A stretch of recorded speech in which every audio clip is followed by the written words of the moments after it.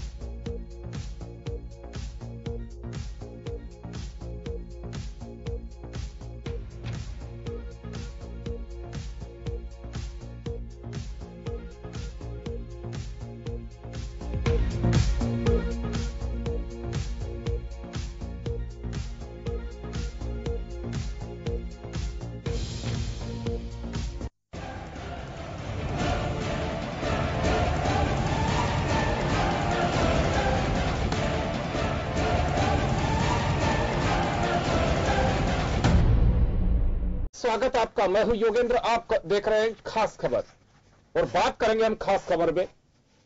भाजपा ने अपना मैनिफेस्टो जारी कर दिया है जिसे संकल्प पत्र का नाम दिया है। कुछ चीजों की अगर बात करें तो एक बार फिर बीजेपी ने उन मुद्दों पर भरोसा किया है, चाहे वो राम मंदिर का मुद्दा हो या धारा 370 या फिर 35A। चलिए हम घोषणा पत्र में क्या खास बातें हैं आपको दिखाएंगे और उसके बाद हमारे पैनलिस्ट हमारे साथ जुड़ चुके हैं। वरिष्ठ पत्रकार श्याम सुंदर शर्मा साहब हमारे साथ हैं, कांग्रेस के वरिष्ठ नेता सुशील शर्मा साहब हमारे साथ हैं, कम्युनिस्ट पार्टी के नेता डीके छंगानी साहब हमारे साथ हैं, भाजपा नेता नीरज जैन जी हमारे साथ हैं। सभी का स्वागत है। आप एक बार मजमून देखिए, फिर लौटते हैं हमारे पैनलिस्ट के पास। कांग्रेस के घोषणा पत्र के बाद अब बीजेपी ने भी अपना घोषणा पत्र देश के सामने रख दिया। संकल्प पत्र नाम से जारी बीजेपी के चुनावी विवादों की इस पोटली में किसानों, व्यापारियों, मध्यम वर्ग को साधने की कोशिश की गई है। वहीं राम मंदिर, कश्मीर में धारा 370 व 35A के संकल्प के जरिए धर्म और राष्ट्रवाद के मुद्दे पर आगे बढ़ने का इरादा भी दोहराया गया है। पीएम मोदी ने घोषणा पत्र पर बोलते हुए कहा कि 2014 से 2019 तक जो यात्रा चली उसमें चहुमुखी विकास हुआ है। इस दौरान पीएम ने कहा कि 2047 तक हम विकसित राष्ट्र होंगे और इसकी नींव 2019 से 2024 तक रखी जाएगी। है कि इंटरिम भी हमारा हिसाब लिया जाए और वो है 2022 आजादी के 75 साल होंगे, तब तक हमने देश के महापुरुषों ने जिन सपनों को लेकर के आजादी का जंग किया था, आजादी के लिए बलिदान दिए थे, जब आजादी के 75 साल होंगे तब हम उनके सपनों का भारत समर्पित करने की दिशा में कुछ अहम काम कर लें, पूरा कर लें। इस उद्देश्य से 75 वर्ष 75 लक्ष्य ये हमने तय किए हैं। 75 निश्चित कदम हमने तय किए हैं। ये अपने आप में टाइम बाउंड, वेल डिफाइंड शायद ही कोई घोषणा पत्र में या संकल्प पत्र में आप पहली बार देख पाते होंगे। उसी साथ साथ हम जब इस मैनिफेस्टो को लेकर के आए हैं तो साफ है हमारे मन में वन मिशन, वन डायरेक्शन। हम देश को समृद्ध बनाने के लिए, सामान्य मानवीय के सशक्तिकरण को लेकर के, जन भागीदारी को बढ़ाते हुए, लोकतांत्रिक मूल्यों को महत्वमय देते हुए, और सरकार की सबसे बड़ी कसौटी ये नहीं होती है कि आपने क्या किया, सरकार की सबसे बड़ी कसौटी है लास्ट माइल डिलीवरी की। और इसलिए वन मिशन, वन डायरेक्शन लेकर के हम आगे बढ़ना। भाजपा का घोषणा पत्र जारी होने के बाद ही कांग्रेस ने प्रेस कॉन्फ्रेंस कर इस पर निशाना साधा। कांग्रेस प्रवक्ता रणदीप सुरजेवाला ने भाजपा के घोषणा पत्र को झांसा पत्र बताया। जब साल 2014 के घोषणा पत्र के 125 सवाल खड़े हों तो आज के झांसा पत्र, ये संकल्प पत्र नहीं है, आज के झांसा पत्र पर भरोसा कैसे करें। फिर एक बार उन्होंने किया झांसा पत्र तैयार, फिर एक बार उन्होंने किया झांसा पत्र तैयार। देश की जनता खारिज करेगी इस बात और झोला उठाकर हो जाओ जाने को तैयार। भाजपा और कांग्रेस दोनों ही दलों ने अपने लोक लुभावन वादों के साथ घोषणा पत्र जारी कर दिए हैं। इनमें किसान और आम आदमी को साधने की कोशिश की जा रही है।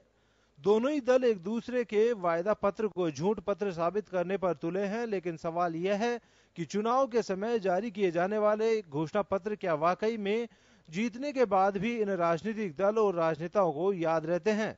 ब्यूरो रिपोर्ट, जन टीवी न्यूज।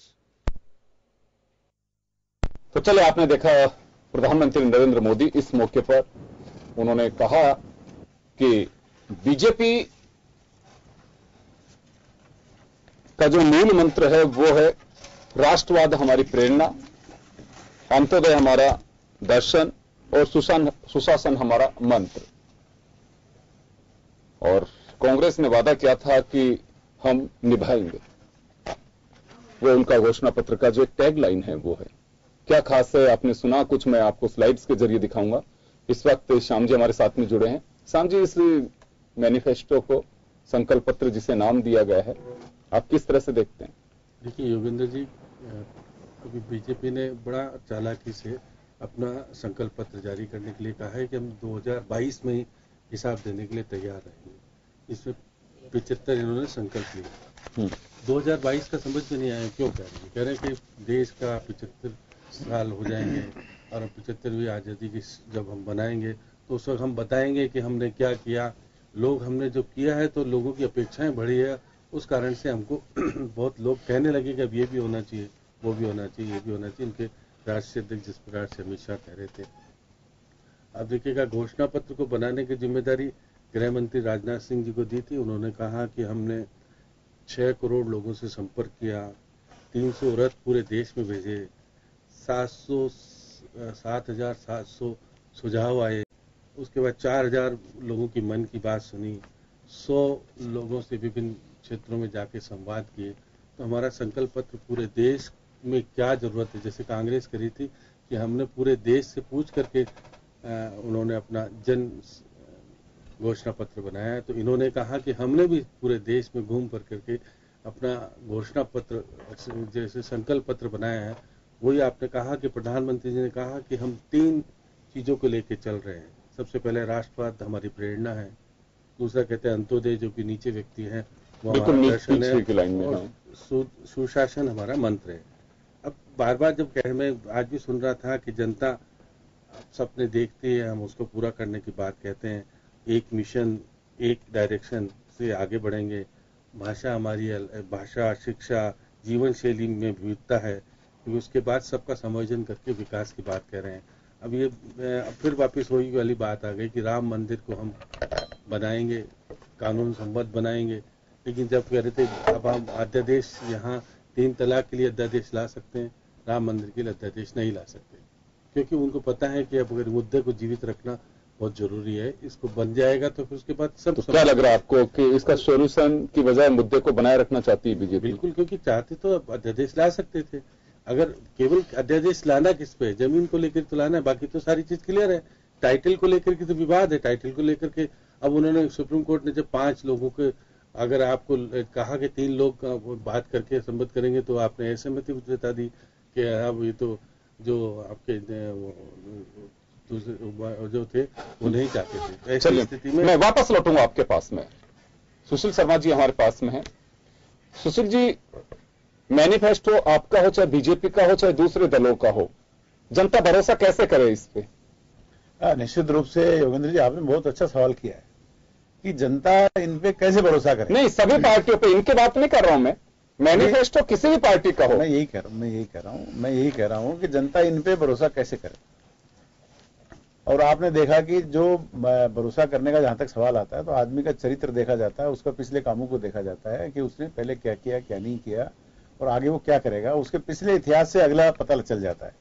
आप देखिए कि जब 2014 के अंदर जो वादे किए, चाहे वो बेरोजगारी दूर करने की बात हो, 2 करोड़ लोगों को रोजगार देने की बात हो, चाहे काला धन लाने की बात हो, 15 लाख रुपए खातों में डालने की बात हो, 10 सर काटने की बात हो, ये सारी बातें उसमें की और उसके बाद में नतीजा देश को क्या निकला? नोटबंदी, जिसके चलते 100 लोग लाइनों में, 100-125 लोग लाइनों मर गए। आम आदमी का पैसा बैंकों में जमा हो गया और उस जमा पैसे को सेठ लोग लेके बाहर चले गए। दूसरा, आपने ये देखा कि नोटबंदी के चलते 2 करोड़ रोजगार तो छोड़ो, 4 करोड़ लोग बेरोजगार हो गए। सुशील जी, ये जो सारा जो फेज में आपके पास में आऊंगा, मैं सिर्फ इतना से जानना चाहता हूं कि आखिर आधार क्या रहता है जिससे भरोसा किया जा सके। कमियां बहुत सारी, मैं उन पर चर्चा करूंगा आपसे, लेकिन मैं भरोसे की बात कर रहा हूं कि इन मैनिफेस्टोज पे भरोसा कैसे किया जाए, क्योंकि बात कांग्रेस हो, चाहे बीजेपी हो, चाहे कम्युनिस्ट पार्टी हो, कोई भी पार्टी हो, जनता की भरोसा कैसे करे इस? बिल्कुल नहीं कर सकते। जब जो पार्टी अपना घोषणा पत्र जारी करती है, फिर उसके नेता उसको जुमला बता देते हैं, तो उसको कैसे विश्वास करें? आज जो इन्होंने जो 72-75 जो संकल्प लिए हैं, उन संकल्पों का क्या होगा? कल ये राज बनते ही यार सत्ता से बाहर जाते आते कहते हैं तो जुमलेबाजी थी, हमें तो वोट लेने थे इसलिए बोल दिया। तो इनका जो चाल चरित्र चेहरा जनता के सामने है, इसलिए इन पे कोई भरोसा नहीं कर रहा है। वापस लौटूंगा आपके पास में। छंगानी साहब, आपके पास आना चाहूंगा। मेरा आपसे भी सवाल यही होगा कि राजनीतिक दलों पर मैनिफेस्टो जारी करते कोई संवैधानिक बाध्यता नहीं है हमारी चलाई हुई एक परंपरा है और इसमें कोई बंधे भी नहीं। अगर आज बीजेपी मैनिफेस्टो जारी नहीं करती या कांग्रेस जारी नहीं करती तो कोई बाध्यता नहीं थी, लेकिन जब किया जाता है तो इंतजार रहता है कि क्यूरियोसिटी मतदाता की होती है कि अच्छा बीजेपी का आ गया, अब कांग्रेस का आएगा, क्या है खास, देखते हैं उसमें। यह कोई बजट की तरह नहीं है, लेकिन बात भरोसे की होती है। मतदाता बहुत स्मार्ट हो रहा है, तो इस पर भरोसा कैसे किया जाए, किसी का भी हो चाहे मैनिफेस्टो। देखिए, जनता का भरोसा अनुभव के आधार के ऊपर में होता है। जब जितने भी राजनीतिक दल हैं वो अपना मैनिफेस्टो देते हैं, उसके अंदर में देखते हैं 1 साल 2 साल 3 साल 4 साल तक कि पुरानी बातों को कब तक जाकर के उन्होंने इम्प्लीमेंट किया, कब तक लागू किया। और अगर उन बातों को लागू नहीं किया तो फिर अगले वाले मैनिफेस्टो के ऊपर में उनके विश्वास लोगों का नहीं उठता है।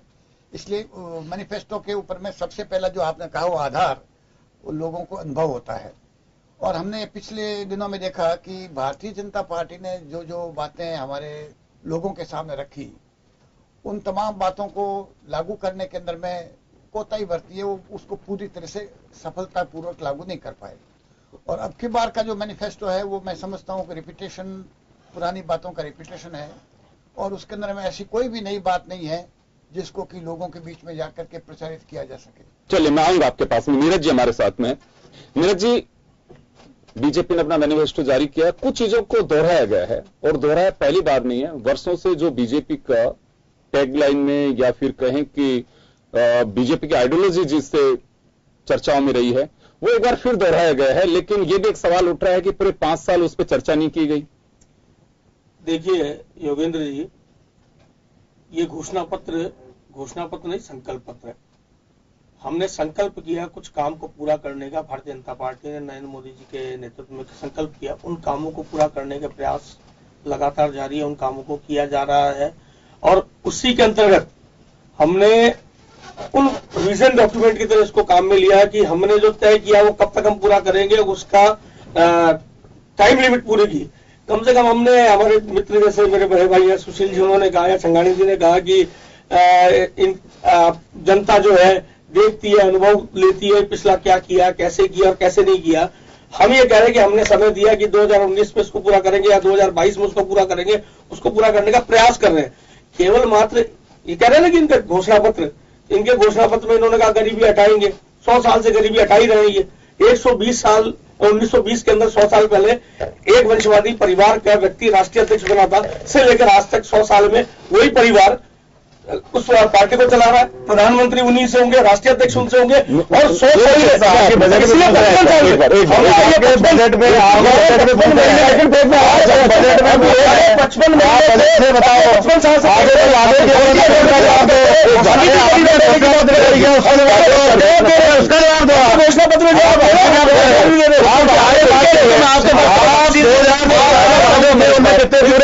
हमने हमारे बाहर से जानना चाहते हैं, जनता देश को जवाब पे देश को आर्थिक प्रगति की ओर लेकर के जाएंगे। हम आर्थिक प्रगति की ओर देश को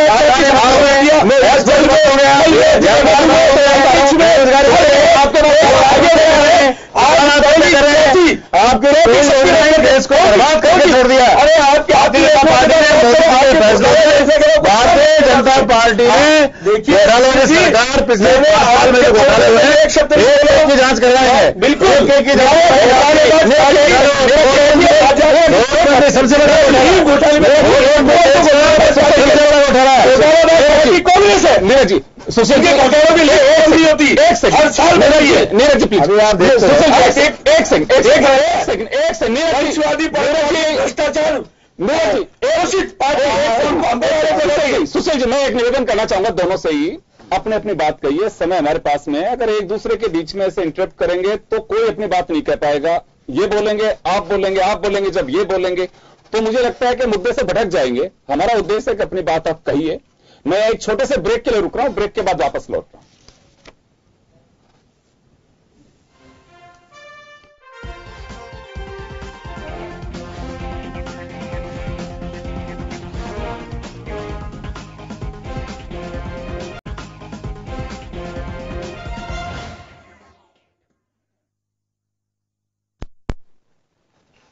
ब्रेक के बाद एक बार फिर आपका स्वागत है। आप देख रहे हैं खास खबर। बात कर रहे हैं हम भाजपा के घोषणा पत्र, जिसे संकल्प पत्र नाम दिया गया है। चलिए, मैं नीरज जी वापस आपके पास में आना चाहूंगा। यहां कुछ मुद्दे ऐसे हैं कि बीजेपी वर्षों से उन्हें चलाती आ रही है, चाहे राम मंदिर का मुद्दा हो, चाहे 35A का मुद्दा हो, या धारा 370 हटाने की बात हो। जैसे श्याम जी ने कहा कि ये कुछ ऐसे मुद्दे हैं जिन्हें बीजेपी जिंदा रखना चाहती है। इन मुद्दों को लेकर के मैं एक बार आपसे कमेंट चाहूंगा कि 5 साल में इनका कोई सोल्यूशन ना बीजेपी को दिखा, ना इस पर कोई एक्शन दिखा। योगेंद्र जी, मेरा इस पे इतना ही कहना है, 55 साल में जिन लोगों ने राज किया, उन्होंने इस देश में धारा को आज तक वो बताने को सक्षम नहीं हुए कि धारा 370 उन्होंने क्यों लगाई कश्मीर में। उसमें 35 की बात वो उसी पा रहे हैं। बोलिए, क्या तो सवाल का जवाब देने दीजिए। हाँ बोलिए बोलिए। नहीं तो ये बोलेंगे तो मैं बोलने नहीं दूंगा। हाँ ठीक है ठीक है। अभी आप मेरी आवाज भी उतनी बुलंद है जितनी इनकी है। चलिए चलिए, एक सेकंड सुनिए मेरी बात। एक सेकंड मैं एक बात कहना चाहूंगा। सबको मालूम है कि किसने इस पर सिग्नेचर किए थे, कि क्या हुआ था क्या नहीं हुआ था। तो मुझे लगता है कि समय हमारे पास में कम है, मूल मुद्दे पे आ जाए। इसके पृष्ठभूमि बताने की कोई आवश्यकता नहीं है कि आप लोगों के एक्शन की बात करिए कि 5 साल में क्या किया। हमने 5 साल में जो किया वो जनता के समक्ष है, और हम जो करने वाले हैं वो हमने इस संकल्प पत्र में फिर रखा है। राम मंदिर का मुद्दा सुप्रीम कोर्ट में पेंडिंग था। हमने बहुत स्पष्ट अभी भी हमारे संकल्प पत्र में कहा है, हर संभव प्रयास करेंगे, सौहार्दपूर्ण वातावरण में इसका निर्णय निकालने का प्रयास करेंगे। 370 हटाना कश्मीर के लिए आवश्यक है, कश्मीरियत के लिए आवश्यक है, वहां रहने वाले और पूरे भारत के लिए आवश्यक है, इसलिए 370 हटाएंगे। 35A जो कि सीधा सीधा एक भारतीय को कश्मीर में जमीन खरीदने से रोकती है, उसको वहां का वासी होने से रोकती है, उसको हटाएंगे। हमने कहा 2022 में किसानों की आय दुगनी करेंगे। हमने कहा कि हम प्रधानमंत्री की जो किसान सम्मान निधि है, अभी तक हमने तय किया था लघु और सीमांत किसानों तक जाए, अब भारत के प्रत्येक किसान तक 6,000 रुपए पहुंचे सालाना, वो हमने प्रयास किए। इससे पहले आज से किसी ने छोटे व्यापारियों की नहीं सोचा। हमने राष्ट्रीय व्यापार आयोग का गठन करने का संकल्प लिया है। किसान और छोटे व्यापारी, लघु किसान है, सीमांत किसान है, जो गरीब और छोटे व्यापारी है, उनको पेंशन देने की बात करी है। हमने बात करी है, हमने हटाने की बात कही है। एक बात सुनिए जितेंद्र जी, हमने जो बात करी। एक सेकंड में रोकना चाहूंगा। एक बात चंगानी साहब प्लीज, मैं ये कह रहा हूं कि आप जो बोल रहे हैं वो जन टीवी की स्लाइड्स के जरिए दर्शक देख रहे हैं। हम मुद्दे पे आए कि ये ऐसा क्यों। मैं एक बात और कहना चाहूंगा, सुनिए एक बात। आप लोगों का मैनिफेस्टो 2014 का भी मेरे पास रखा, मैंने देखा, उसमें कश्मीरी पंडितों की वापसी का जिक्र उसमें है।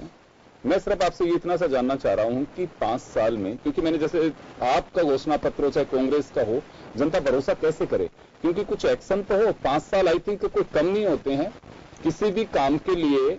एक बार उसको शुरू कर सकते हैं, हो सकता है कि बड़ा कोई मिशन हो जिसमें 20 साल भी लग जाते हैं, लेकिन एक एक्शन प्लान को शुरू करने में मुझे नहीं लगता कि 5 साल कम होते हैं। कश्मीरी पंडितों का भरोसा जीत नहीं पाए आप, कि कश्मीरी पंडितों के लिए कहा गया था कि उनके लिए कॉलोनी, उनके लिए सब तमाम चीजें की जाएंगी, लेकिन उस ओर कोई एक्शन हुआ नहीं है। नहीं, आप कैसे कह सकते हैं एक्शन नहीं हुआ? एक बार आप जाइए, मैं बता देता हूँ चलिए आप भी बता दीजिए। संगानी से सुन लीजिए, जवाब मुझसे मांग में जवाब ही देना शुरू कर। आपने एक बात नहीं कश्मीर में इनका शासन था, मैं कह रहा हूँ सर। अब उनको जब मैं आऊंगा आपके पास में, आप सवाल कर सकते हैं। मैं ये कह रहा हूं, आपने कहा कि वहां जाकर के देखे, मैं देखी हुई बात ही बता रहा हूं। कश्मीरी पंडित जो राजस्थान में, उनकी भी मैं बता सकता हूं। ये एक छोटा सा, हो सकता है आपके नोटिस में नहीं, पर प्लीज आप जरूर पता करें, हो सकता है उनके साथ न्याय हो। आप जब ये कश्मीरी पंडितों को अलग अलग राज्यों में ले जाके बसाया गया था, तो राजस्थान में भी कश्मीरी पंडितों को 5 या 6,000 रुपए दिया करते थे। आपको पता नहीं नोटिस में है कि नहीं है। उनको विस्थापित मान करके 5 या 6,000 रुपए देते थे। आपकी पूर्ववर्ती सरकार ने उसे बंद कर दिया। इन्होंने काफी गुहार लगाई वसुंधरा राजे जी से और सामाजिक न्याय अधिकारिता मंत्री अरुण चतुर्वेदी। मैं ज्ञापन की कॉपियां दिखा सकता हूं आपको, और उनको पूरा डिटेल है उसके अंदर। तो इस ओर मैं एक्शन की बात कर रहा हूं आपसे कि भरोसा कैसे किया जाए कि सरकार कश्मीरी पंडितों के लिए, आपकी गवर्नमेंट थी, लेकिन उनको जो पैसा मिलता था उसे भी बंद कर दिया। देखिए, कश्मीरी पंडित के मुद्दे पर बहुत स्पष्ट हमारी नीति है, और आज से नहीं, पूर्व में हम कहते रहे, हमारे लगातार उस पर उनसे समझाइश, उनसे बातचीत, उनसे वार्ता लगातार उनके कमिटी से, उनके प्रतिनिधिमंडल से होती रही है। और जब कश्मीर में हमारी सरकार बनी महबूबा मुफ्ती के साथ, वहां पर हमने पूरे प्रयास किए और वहां पर जमीन देने के लिए वो भी हमारी कोशिश में हुई और उसका प्रस्ताव भी हमने वहां सदन में रखा कि वहां पर उनको जो पुनर्वास उनका किया जाए। इवन में उन गांव में भी जो उनके बहुल्य गांव थे वो आज खाली हो गए, वहां पर भी हमारे द्वारा प्रयास किए गए। हमारे वहां के जो विधायक है कविंद्र गुप्ता, उन्होंने उसको लेकर के सदन में मुद्दा भी पूरा रखा, प्रस्ताव भी रखा, जिसको पास होने के लिए जो व्यवस्थाएं चाहिए थी वो नहीं हो पाई, क्योंकि केवल मात्र सदन में रख देने से और पास होने से नहीं होगा, उसको लेकर के केंद्र में संसद में लेकर के आना पड़ेगा, संसद में वो पास होगा तब जाकर के वो कॉलोनी बन सकती है। एक विषय। दूसरी बात, मैं बार बार कह रहा हूं, हम तो बात कर रहे हैं कि 370 हटना चाहिए, हम बात कर रहे हैं धारा 35 से हटनी चाहिए, लेकिन कम से कम हमारे विपक्षी दल से तो पूछिए कि वो किस मुंह से इनको बनाए रखने की बात कर रहे हैं। हम 370 हटाने की बात करते हैं, अगर 370 कायम रहेगी। हम कहते हैं AFSPA को और मजबूत करना चाहिए। आपको रोका किसने? आपका राज है जी, आपका राज हटाए क्यों नहीं? आप पूरे हो गए, हम हमारा नहीं किया, हम हमारा काम कर रहे हैं, नहीं किया, हमारा पूरे हो गए। आप 5 साल क्या तो मुझे रिपीट कर रहे हैं, वो सवाल ही कर रहे हैं आपसे। एक सवाल होगा, बीच में नहीं बोलेंगे, आप जवाब दे दीजिए। 5 साल 5 साल में 370 पे क्या एक्शन है, वो भी ये सवाल पूछ रहे हैं, बता दीजिए। नहीं बोलेंगे, आप सुने जा रहे हैं। इन्होंने जो एक्शन किया वो सामने हमारे गाड़ी तो छोड़ो, आजादी से लेकर आप तो अपनी देश लोग की धारा हटाएंगे, ऐसे देश के टुकड़े टुकड़े करने जाकर जो खड़े होने वाले हैं वो क्या 370 को समझेंगे, जिनके आपको पता ही नहीं, आपने नीरज जी, आज अपन आपसे कमिटी किया मैंने, सुशील जी आपसे कमिटी किए, आज उन्होंने 370 लागू किया, जिनकी दादी ने आपके पूर्वज से आजादी नहीं करवाते थे। आप लोगों को आज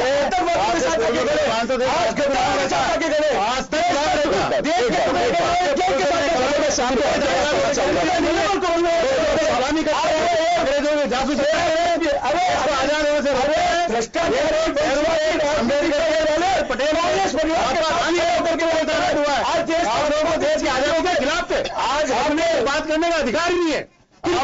अरे उनको अधिकार दिया, इसलिए बाहर दिया है। और आपके घोषणा पत्र में नीरज जी एक मिनट सुनिए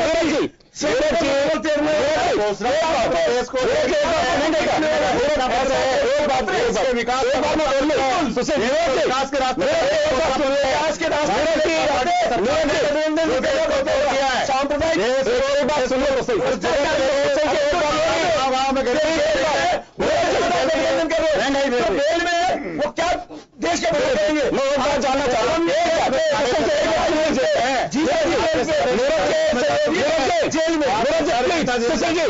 मैं बताइए, अगर आप लोगों को नहीं करना डिबेट तो मैं बंद भी कर सकता हूं। जंटी के पास में कार्यक्रमों का कोई अभाव नहीं है।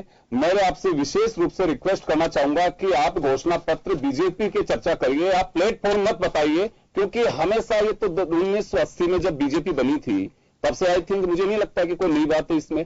कांग्रेस ने क्या किया था उस पर चर्चा नहीं करनी है। कांग्रेस का मैनिफेस्टो में हम खूब चर्चा कर चुके हैं। आप अपने मुद्दे पे आइए, मैं श्याम जी आपके पास आना चाहूंगा। हम तो हमारे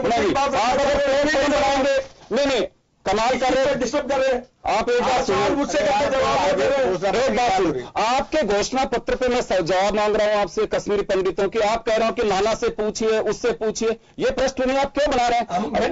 कश्मीरी पंडित में आपको सर कहां से बता रहे हैं? आप तो शुरू कर रहे हैं पंडित जवाहरलाल नेहरू से, फिर सोच रहे हैं कि सामने वाला चुप रहेगा। अगर आज ये आपके ऊपर, एक बात सुनिए, अगर ये कहेंगे कि सब अटल बिहारी वाजपेयी जी पे वो आरोप लगे थे, आप खामोश रह जाओगे, सुन लोगे, आप चुप रहोगे? फिर ऐसे जरूरत क्यों इसको हाइक देने की कोशिश कर रहे हो? आप अपने मुद्दे पे चर्चा करिए। अगर आपकी तैयारी है करना चाहते हो तो अदरवाइज मैं बंद कर सकता हूं, अदरवाइज हम बंद भी कर सकते हैं, कोई इशू नहीं है, हमारे कोई शौक नहीं है। अगर आप लोग कोऑपरेट करें, बीजेपी कांग्रेस है दूसरे पर्सन, जब तक इसे करें, आप अपने मुद्दे पर चर्चा नहीं कर रहे, डाइवर्ट हो रहे दूसरी तरफ। श्याम जी आपके पास आना चाहूंगा एक बार में।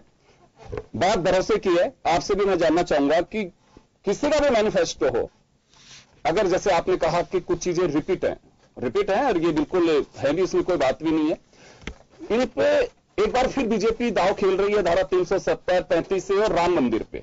कितना भरोसा करेगी जनता इस पे? देखिए योगेंद्र जी, मैं बार बार यही तो कह रहा हूं कि आपके पास फुल मेजोरिटी आई, पहली बार आई, उसके बाद आप कुछ करने की स्थिति में थे तो आपने विचार ही नहीं किया, करने की बात तो दूर है।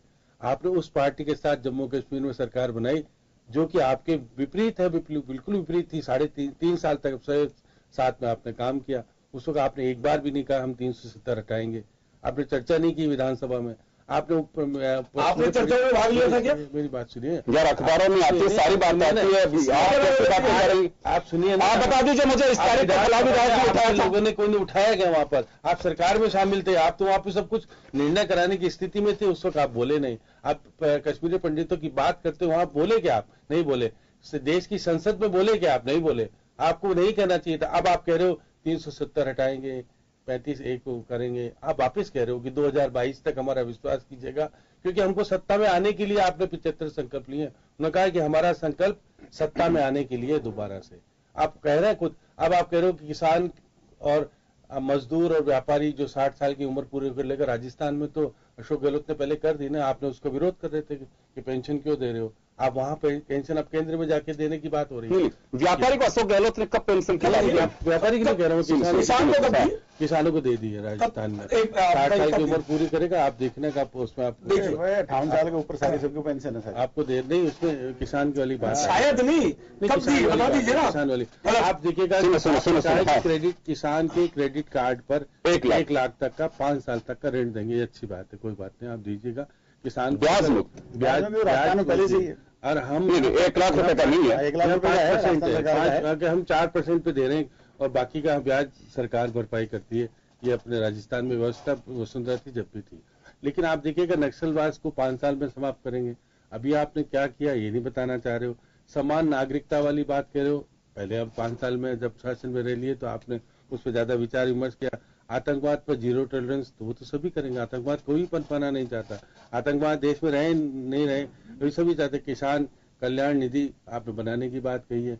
अब आपने कहा है कि व्यापारियों के लिए एक आयोग बनाएंगे। आप जीएसटी लगाते हैं, अब 5 स्लैब्स रखते हैं, उस वक्त सोचते नहीं व्यापारी की जब स्थिति खराब हो जाती है तो अब व्यापारी नाराज है तो आप करो अब आने वाले समय में हम व्यापारी को कुछ देना चाहते हैं, हम आयोग बनाएंगे, उनकी समस्याओं का समाधान करेंगे। ये सब चीजें कांग्रेस ने भी कहा। आपने अगर करीब से मैं श्याम जी वापस आऊंगा आपके पास में, वापस आऊंगा। मैं एक बात जानना चाहूंगा सुशील जी, आपके स्पोक्स पर्सन एक कमेंट किया है इस घोषणा पत्र पे कि ये झांसा पत्र है। मैं वही बात कह रहा हूं कि आपका जो घोषणा पत्र था उस पर तो अक्सर से विश्वास कर किया जाए, सामने वाला जो है उसका झांसा लगे, तो ये भरोसे की बात कैसे की जाएगी कि आप जो कह रहे हैं वो तो बिल्कुल सत्य है और अगर बीजेपी या दूसरी पार्टी अगर कोई घोषणा पत्र जारी करते वो झूठ का पुलिंदा है? ऐसा क्यों? ऐसा नहीं योगेंद्र जी। देखिए पिछले समय में आपने देखा हुआ कि नरेगा जैसी बड़ी योजना, सूचना का अधिकार, बड़े बड़े काम होना अधिकार, जो भी पूरे दुनिया के अंदर जो हो सकता था सारे काम कांग्रेस शासन ने किए थे। उसके बावजूद जो है अभी जब इन्होंने बड़े बड़े वादे कर दिए और वादे करने के बाद सत्ता में आ गए, वो आते ही उन्होंने बाद में इनके नेताओं ने कहा ये तो सब जुमले थे, ये तो वोट लेने के लिए हमने सारा कुछ कहा। तो खुद ही इनके नेता अपने घोषणा पत्र के बारे में ये मान्यता रखते हैं। उसी आधार पर हमारे प्रवक्ता ने कहा कि ये 75 संकल्प भी इनके वही जुमलेबाजी है, वही जो है लोगों को धोखा है इस तरह का। पर यहाँ मैं एक बात कहना चाहूंगा, 15 लाख वाले मामले में अमित शाह ने पहले इलेक्शन के दौरान एक बात कही और कौन से मामले को खारिज किया बीजेपी ने? नेता खुद बीजेपी के नेता ये जुमलेबाजी की बात करते हैं हर चीज के अंदर। उन्होंने नोटबंदी की घोषणा पत्र में कब कही थी? इन्होंने जीएसटी लगाने की घोषणा पत्र में इन्होंने कब कही थी? जो वादे किए वो तो पूरे किए नहीं, नए आइटम ये लेकर के आए और जिसका नतीजा पूरा देश भुगत रहा है। आपके सामने है, आपका रियल एस्टेट आपका खत्म हो चुका है, आपका बेरोजगारी, इतनी इंडस्ट्रीज आपकी जो बंद हो रही हैं। पर जीएसटी तो पाइपलाइन में था, जीएसटी को लागू करना था, आपके वक्त इसकी कवायद शुरू की गई थी ना। तो आज जिस तरह से लागू किया, जो पुराना सेब था उसको सारे को चेंज करके इन्होंने कई उसके सर्किल बना दिए, कई तरह के इतना व्यापारी को जो सड़क पे इन्होंने ला दिया है। आप देखिए कि ये जो सारी व्यवस्थाएं इन्होंने की है कहीं घोषणा पत्र में नहीं थी। और लोकसभा के अंदर इन्होंने जो जीएसटी पर चर्चा थी कई दिन तक संसद को चलने ही नहीं दिया, संसद को भारतीय जनता पार्टी ने चलने नहीं दिया। ये इतिहास है, गवाह इस बात का, पार्लियामेंट की जो रिकॉर्ड है ये साबित करता है कि कई दिन तक जीएसटी के मामले में भारतीय जनता पार्टी ने संसद नहीं चलने दी। तो उससे सहमति थी, उसके बाद लगते ही इन्होंने लागू कर दिया। ये नोटबंदी की स्थिति, नोटबंदी कोई बात ही नहीं थी, नोटबंदी आपने लागू कर दी। आप नई चीज, नोटबंदी का अनाउंसमेंट पहले से कैसे करते, क्यों किया जाता है? तो बड़ा सीक्रेट प्लान था गवर्नमेंट का जिससे कह रही है, और उसका नतीजा ये निकला कि सारा पैसा जमा हो गया। आप देखिए कहाँ काला धन कहाँ गया। ये सारी चीजें जो है सिर्फ जनता का ध्यान हटाने के लिए, जो मूल मुद्दे थे उनसे ध्यान हटाने के लिए किया, बल्कि उल्टा देश का नुकसान हो गया। 2 करोड़ रोजगार देने के बजाय नोटबंदी के चलते 4 करोड़ लोग सड़कों पे आ गए। गांव में गरीब आजकल काम बेरोजगार होकर बैठे हैं, इंडस्ट्रियां बंद हो रही है, एक्सपोर्ट आपका जो खत्म प्राय हो रहा है, आपने पूरे देश को जो है सड़क पे लाके छोड़ दिया है। अब आप 75 संकल्प वो रख दिए सामने, तो जनता आपको देख चुकी है और आपकी परीक्षा 5 साल में आपने क्या किया उसकी परीक्षा का परिणाम आएगा। चलिए मैं जवाब दिलाऊंगा। छंगानी साहब आपके पास में आना चाहूंगा मैं एक बार। 75 वर्ष आजादी के 2022 में होंगे। नरेंद्र मोदी मैनिफेस्टो में इनका उल्लेख इतना नहीं है जितना नरेंद्र मोदी ने अपने स्पीच में कहा। उनका साफ कहना था कि एक निश्चय और एक समय अवधि में ये 75 जो निश्चय हम लेकर के चलेंगे ये टाइम पीरियड में पूरे करेंगे ताकि आजादी के 75 साल में हम दे सके कि हाँ 75 निश्चय हमने जो हाथ में लेते पूरे कर रहे हैं। देखिए, जो अगर उनका निश्चय है तो हम उनके ऊपर में क्यों संदेह करें, निश्चित करें। पर हमारा जो कम्युनिस्ट पार्टी का जो नजरिया है वो ये है कि सबसे पहले जो श्रमिक वर्ग है उन श्रमिक वर्ग के लिए न्यूनतम वेतन आज की तारीख में राजस्थान में 213 रुपए एक श्रमिक को मिलता है। 5,000 साढ़े 5,000 रुपया उनको वेतन मिलता है, जिसके घर चलाना उसके मुश्किल होता है। श्रम कानूनों का ऐसा बदलाव हो गया कि मालिकों को कभी भी उनको दूध की मक्खी की तरह से उठा के बाहर फेंक सकते हैं। घोषणा पत्र के अंदर में चाहे वो कांग्रेस का हो चाहे भाजपा का हो, इन श्रमिकों के बारे में क्या क्या रियायत और राहत देंगे वो इसका कहीं भी जिक्र उसके अंदर में नहीं है। उसी तरीके से बेरोजगारी के बारे में कि क्या कॉन्क्रीट प्लान क्या है, क्या वो सार्वजनिक क्षेत्र के अंदर में निवेश करके लोगों को नया काम धंधा देने के बारे में करेंगे। जिस तरीके से जवाहरलाल जी के टाइम के अंदर में बड़ा निवेश किया गया, भिलाई, राउरकेला, दुर्गापुर, ये सारे कारखाने बनाए गए जिससे कि देश के अंदर आधारशिला रखी गई, डैम्स बने। तो आज दोनों के घोषणा पत्र के अंदर में ये नहीं है कि सार्वजनिक क्षेत्र के अंदर में फिर से निवेश करके लोगों को रोजगार देने के लिए कोई साधन उपलब्ध करवाए जाएंगे। मैं ऊपर के बातों को बात नहीं करता, चिकित्सा के बारे में, स्वास्थ्य के बारे में निवेश नीति को प्रोत्साहन दिया जाएगा, ये बीजेपी के मैनिफेस्टो में कहा है। निवेश से प्रॉफिट किसको, सरमाएदारों को होगा, एफडीआई में हाँ। उससे कोई गरीबों को और नीचे के लोगों को उससे कोई फायदा नहीं होगा। जितना ज्यादा निवेश होगा उतना ज्यादा शोषण होगा। इसलिए इस बारे में बैठ करके हम अपनी ओर से ये कहना चाहते हैं कि जब तक आप नीचे के तबकों का जिस तरीके से किसान कांग्रेस ने दिए ना न्याय योजना जो है 12,000 रुपया मिनिमम वेतन मिलेगा, जो कमी रहेगी वो सरकार देगी। ये कांग्रेस ने घोषणा पत्र में देश की 20% आबादी कवर करेंगे, मिनिमम 12,000। श्रमिकों की जो संसद हुई उसके अंदर में उन्होंने 18,000 रुपया न्यूनतम, 12,000 से उनका कोई गुजारा होता नहीं। और उसके अंदर सारे, लेकिन अभी 5,000 से 12,000 तो ठीक है, श्रम संगठन 12,000 से 12,000 तो ठीक है, 5,000 सब लोगों ने 18,000 रुपए की मांग की है। यद्यपि हमारे हिसाब से 26,000 रुपये होना चाहिए, पर चूंकि 7वें वेतन आयोग ने 18,000 रुपये कहा था इसलिए हम 18,000 रुपये मांग रहे हैं। इसलिए श्रम कानूनों के अंदर बदलाव किया जाना चाहिए। पूंजीपतियों के दबाव के अंदर में आकर के जिस तरह का कॉन्ट्रेक्चुअल वर्कर्स, उनकी शोषण की व्यवस्था जो बरकरार रखी हुई है उसको खत्म करने की बात किसी ने भी नहीं कही है। हम ये चाहते हैं उसके ऊपर में कोई बात की जानी चाहिए। चलिए मैं एक बार आऊंगा, नीरज जी आपके पास आना चाहूंगा। 75 साल 75 निश्चय और समय अवधि के अंदर ये कंप्लीट होंगे जी। ये बड़ा एक बयान प्रधानमंत्री का है, लेकिन वो निश्चय कौन कौन से किस तरह के होंगे? देखिए, 75 साल आजादी के 2022 में पूरे होंगे। उसमें 75 कदम और 75 संकल्प माननीय मोदी जी ने लिए। उनमें कुछ संकल्प इन प्रोसेस है। उदाहरण देके कहूंगा, ये बार बार कह रहे हैं कि कैसे रोजगार आएगा, जीएसटी से क्या होगा, नोटबंदी से क्या हुआ, या क्या क्या कर दिया इन्होंने पुराने घोषणा पत्र में। इन्होंने, मैं बताना चाहूंगा, आज देश में आजादी के बाद पहली बार 70 साल में 7 करोड़ गरीब परिवारों में, बीपीएल परिवारों में उज्ज्वला योजना से आज धुएं से आजादी मिली है। आज देश में आजादी के बाद पूरे देश में 18,000 गांव ऐसे थे जहां बिजली नहीं थी, वहां बिजली पहुंची है। आज मुद्रा योजना, ये रोजगार की बात कर रहे ना, मुद्रा योजना में 15 करोड़ लोगों ने, उसमें युवा ही होंगे, 50,000 से लेकर 10 लाख तक के जिनको लोन मिले। वो 15 करोड़, कौन 15 करोड़ लोग थे? वही ना जिनको रोजगार की आवश्यकता थी। आज ईपीएफओ में जो रजिस्ट्रेशन है तो 80 लाख, अभी तो उसके एक मिनट को बोल, मैं आपके पास आऊंगा। 80 लाख अरे आपने कहा है ना जल शक्ति मंत्रालय से बनाएंगे, वो चीज तो ला ही नहीं रहे आप तो पुरानी बात हो, सबको पता है। आप नई बात नहीं है ना, नदी को जोड़ने वाली बात लेकर आए ना कर रहे हैं। आप मेरे को बोलने तो दीजिए। बोले मैं बार बार कह रहा हूँ, इससे पहले किसानों को सम्मान दिया जाए, किसने सोचा था? ये हमारे प्रधानमंत्री जी का विजन है। गरीब किसान को और दुकानदार को पेंशन मिले, ये किसने सोचा? ये हमारे प्रधानमंत्री नरेंद्र मोदी का विजन है। आज डायरेक्ट बेनिफिट स्कीम से 55 से ज्यादा योजनाओं में गरीबों के खातों में सीधा पैसा पहुंच रहा है। इन्हीं के राजीव गांधी जी तो प्रधानमंत्री को कहते थे कि 100 रुपए में 16 रुपए पहुंचते हैं, आज सीधा वो पैसा पहुंच रहा है। तो किसका फायदा हो रहा है? वो अंतिम व्यक्ति, अंत्योदय का व्यक्ति है, उस तक वो पहुंच रहा है। और अभी भी हमने जो संकल्प किया उसमें सीधा सीधा हमारा कहना है, चाहे इंजीनियरिंग हो, चाहे लॉ कॉलेज हो, चाहे मैनेजमेंट कॉलेज हो, चाहे एजुकेशन की बात कर रहे हैं, बिल्कुल वहां पर सीटें बढ़ाने और नए कॉलेजेस खोलने की बात हम कर रहे हैं। आज हिंदुस्तान में प्रत्येक घर तक लाइट पहुंचे, ये बिजली की हम योजना बना रहे हैं। प्रत्येक गरीब के घर पे गैस पहुंचे, इसकी योजना बनाई है।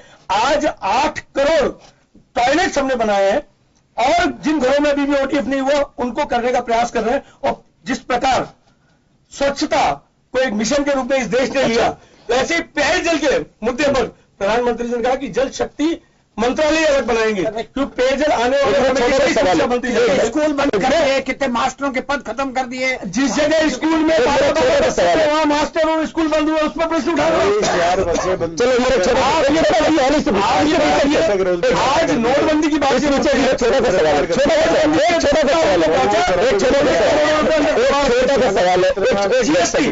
जीएसटी निर्णय हमने लिया, ये हिम्मत नहीं जुटा पा रहे। अरे उसमें तो असमानता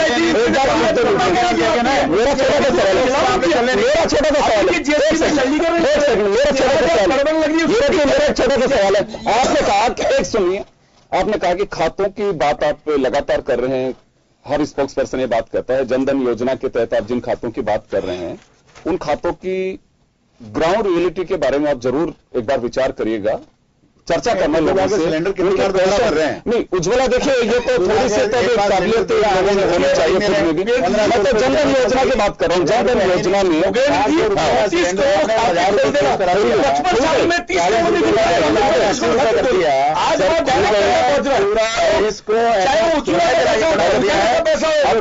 कई साल लगे, हर योजना से पैसा उसमें डायरेक्ट पहुंच रहा है। अरे सर, खाते में पहुंच रहा है। कहना चाहूंगा, पब्लिक का भला होगा। एक बात सुनिए, इसमें बैंक शुरू हो गया, शुरू हो गया। अरे भाई सुनो, शासन कहिए ना गर्व से, अरे शासन में गर्व से हमने करवाया, शासन में शुरू कांग्रेस शासन हुआ था, 2G 3G बैंक लुटवा सब कांग्रेस आपके सारे जानी जाती है करने के लिए। आपके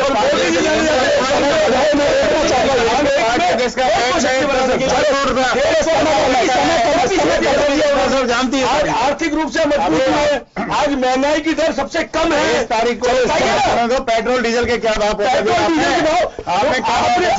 2004 में आराम कर दिया, 30 रुपए छोड़ा था, अब उसको 80 रुपए ले गए। आज उसको कंट्रोल चले। समय का अभाव मैं रोकना चाहूंगा, तो ये मैनिफेस्टो भाजपा का, और भाजपा को जवाबदेही है इसमें, और बात भरोसों की है। मैंने कहा मेरा एजेंडा यही था कि भरोसा आखिर किस पे किया जाए। एक दूसरे को, कोई किसी को झूठ का पुलिंदा बताता है, कोई किसी को झांसों का बंडल बताता है। ये भरोसा जनता को करना है कि किस पे यकीन किया जाए, किस पे नहीं किया जाए, ये फैसला आपको करना है। ये मैनिफेस्टो, जैसे मैंने पहले भी कहा कि कोई संवैधानिक बाध्यता नहीं है। पॉलिटिकल पार्टीज की एक परंपरा है जिसका हमें इंतजार भी होता है कि किसके मैनिफेस्टो में से क्या आएगा। ये बजट नहीं है। चलिए, तो बहुत बहुत शुक्रिया आप सभी का। आज से खास खबर बस इतना ही, दीजिए इजाजत, नमस्कार। जनता जनार्दन।